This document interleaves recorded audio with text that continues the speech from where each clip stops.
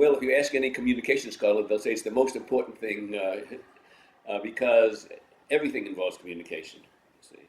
If you look at what's happening now with social media, there's 800 million people belong to Facebook, or maybe it's 900 million people. And then there are many other social media outlets for people. The average person in America watches 5 hours of television.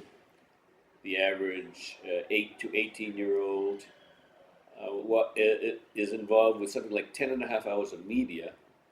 That's watching television, listening to the music, playing video games, reading, stuff like that.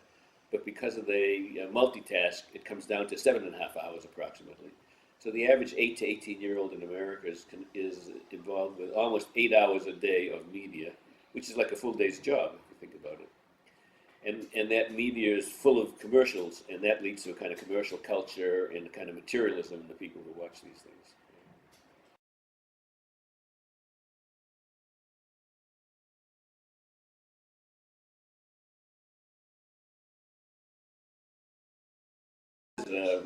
That is a central problem, because in talking with professors here in Argentina, they said the same thing. They can teach students the theory, but they don't know how to apply it. So they have to learn, and that's why I developed some games to teach them how to apply the theories.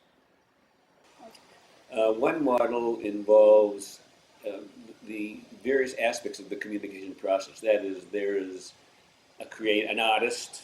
I did it all with A's so people would remember. An artist, that's the creative people who are involved. There's the audience, the people who receive the work. There's the medium in which the artists and the audience are connected. There's America or society. The other model is, I have a book coming out on that, as a matter of fact. I call it the myth model. And in it you take a myth, you look at how that myth may be reflected in psychoanalytic theory, how it may be reflected in history, in elite culture, in popular culture, in everyday life.